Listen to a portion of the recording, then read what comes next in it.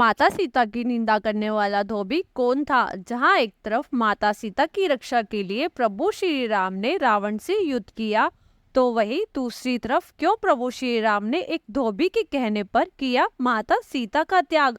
मिथिला नाम की एक नगरी में महाराज जनक राजा करते थे। एक बार वे यज्ञ के लिए धरती जोत रहे थे, जिससे धरती पर बनी एक गहरी रेखा द्वारा एक अत्यंत रूपवान कन्या की उत्पत्ति हुई। ऐसी सुंदर कन्या को देख राजा जनक को बड़ी ही प्रसन्नता हुई। उन्होंने उसका नाम सीता रख दिया। एक दिन सीता अपनी सखियों के साथ बगीचे में खेल रही थी, जहां उन्होंने एक शुका पक्षी अर्थात एक तोते का जोड़ा दिखाई दिया, जो बड़ा ही मन मोह लेने वाला था। वे दोनों पक्षी आपस में बात कर रहे थे कि धरती पर श्री राम के नाम से एक प्रसिद्ध राजा होंगे और उनकी महारानी सीता के नाम से जानी जाएगी और वो सुखपूर्वक राज्य करेंगे। और फिर कहने लगे, धन्य है वो सीता और धन्य है वो श्री राम। उन दोनों पक्षियों के मुख से ऐसी बात सुनकर सीता ने सोचा, ये दोनों मेरे ही जीवन की कथा कर रहे हैं। माता सीता सोचने लगी, क्यों ना इनको पकड़ के अपने महल में ले जाऊं और इनसे अपने जीवन की सारी अच्छी बातें पूछ लूं। सीता ने ऐसा विचार कर अपनी सखियों को कहा, इन दोनों पक्षियों को पकड़कर मेरे महल में लाओ। जिसके बाद माता सीता की आज्ञा मानते हुए दोनों सखियां उन तोते को जोड़े को पकड़कर ले आई। जिसके बाद सीता जी ने उन दोनों पक्षियों से बोली, तुम बड़े ही सुंदर हो और तुम हमसे डरो मत। तुम ये बताओ कि तुम कौन हो और कहाँ से आए हो, और राम कौन है और ये सीता कौन है? आप दोनों उनके बारे में कैसे जानते हो? बिना डरे आप मुझे सच सच बताओ। सीता जी के इस प्रकार प्रश्न पूछने पर दोनों पक्षी सीता जी को सब बताने लग जाते हैं। वाल्मीकि नाम से प्रसिद्ध एक बहुत ही बड़े ऋषि हैं और हम उन्हीं के आश्रम में रहते हैं। महर्षि वाल्मीकि ने रामायण नाम का एक बहुत ही सुंदर ग्रंथ बनाया है, जो सभी के मन को प्रिय लगता है। उन्होंने अपने शिष्यों को उस रामायण का अध्ययन भी करवाया है और हमने भी उसे पूरा सुना है। श्री राम और जानकी जी कौन है, इस बात को हम बताते हैं और आपको इसकी सूचना भी देते हैं कि जानकी जी के बारे में क्या क्या बातें होने वाली हैं। तुम ध्यान देकर सुनो। महर्षि श्रृंगी के द्वारा करवाए हुए पुत्रश्रेष्ठी यज्ञ के द्वारा भगवान विष्णु प्रभु श्री राम के रूप में अवतार लेंगे और उनके 3 भाई होंगे, लक्ष्मण, भरत और शत्रुघ्न, जिनके जन्म लेने मात्र से ही सभी को सुखों की अनुभूति होगी। देवी देवता उत्तम मंगलाकान करेंगे। जिसके बाद श्री राम लक्ष्मण जी महर्षि विश्वामित्र के साथ मिथिला पधारेंगे और वहां आकर भगवान शिव के धनुष को तोड़कर अत्यंत रूपवान देवी सीता को अपनी पत्नी के रूप में ग्रहण करेंगे और उन्हीं के साथ मिलकर श्री राम अपना राज्य में पालन करेंगे। और बहुत सी बातें हमने सुनने में आई है। हे देवी, हमने तुम्हें सच सच बता दिया, अब हमें जाने दो, हम जानना चाहते हैं। पक्षियों के मुख से ऐसी मनोहर बातें सुन सीता ने प्रभु श्री राम को अपने हृदय में बसा लिया और फिर उन दोनों पक्षियों से पूछने लगी, अभी राम कहाँ हैं और वो किसके पुत्र हैं और उन्होंने मनुष्य के रूप में अवतार क्यों लिया, उनका रूप कैसा है? देवी सीता की बात सुनकर शुकी यानी तोती समझ गई कि ये माता सीता ही है और उनके चरणों में गिर गई।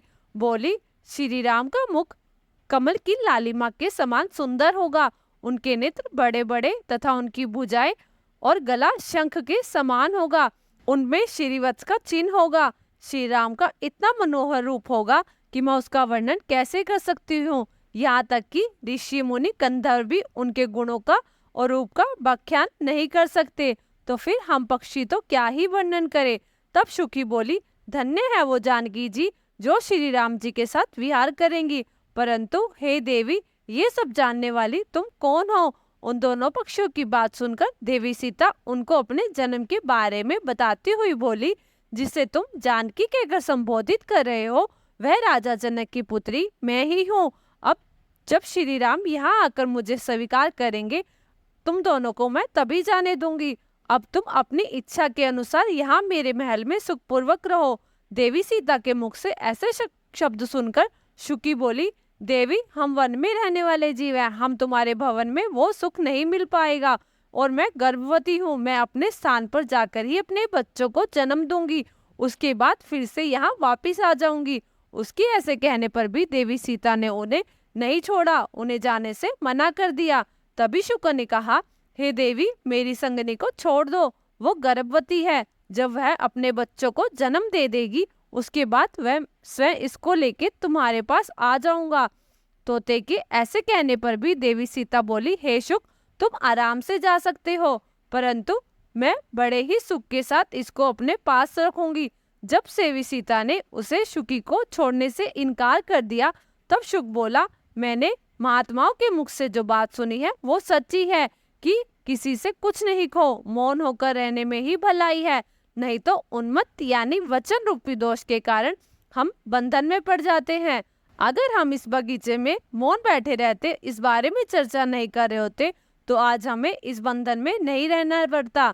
इतना बोलने के बाद शुक पुनः बोला, हे देवी, मैं आपको विनती कर रहा हूँ, मैं अपनी भार्या के बिना नहीं रह सकता, इसलिए आप इसे छोड़ दो। मैं आपको अपनी भार्या को छोड़ने के लिए विनती कर रहा हूँ, आपसे मेरी प्रार्थना है, आप मान जाओ, मेरी भार्या को छोड़ दो। शुक के बहुत समझाने और प्रार्थना करने पर भी देवी सीता ने उसकी पत्नी को छोड़ने से मना कर दिया। ये सब देख शुकी को क्रोध आ जाता है। वो देखती है मेरे पति शुक ने इन्हें कितनी बार विनती की, तभी भी ये नहीं मानी, जिससे क्रोधित होकर शुकी देवी सीता को श्राप दे देती है, जिस प्रकार तुम मुझे मेरे पति से मेरे इस हालात में मेरी गर्भावस्था के समय अलग कर रही हो, वैसे ही स्वयं तुम भी अपनी गर्भावस्था के समय श्री राम से अलग होकर रहना पड़ेगा। और ऐसा बोलकर शुकी ने अपने पति का वियोग सुनकर अपने प्राण निकाल दिए। अंत में श्री राम बोलते हुए शुकी ने शुक के चरणों में अपने प्राण दे दिए। अपनी भार्या के दुख से आतुर शुक देवी सीता को क्रोध भरे स्वर में बोला, अब मैं श्री राम की नगरी में जन्म लूंगा और मेरे द्वारा कहे हुए वाक्यों से तुम्हें तुम्हारे पति से वियोग उठाना पड़ेगा। इतना कहकर शुक वहां से चला गया। क्रोध में सीता जी का अपमान करने के कारण उसका जन्म धोबी के घर में हुआ और धोबी के कहने पर ही सीता जी की निंदा हुई और उन्हें अपने पति से अलग होना पड़ा। धोबी के रूप में उत्पन्न हुए उस तोते के श्राप के कारण देवी सीता को प्रभु श्री राम से अलग होकर वन में रहना पड़ा, वो भी उस समय जब वो गर्भावस्था में थी। दोस्तों, आपको हमारी वीडियो अच्छी लगी तो वीडियो को लाइक करें और कमेंट करें, और ऐसी ही धार्मिक और अनसुनी कहानियां सुनने के लिए हमारे चैनल को सब्सक्राइब जरूर करें। धन्यवाद। जय श्री राम।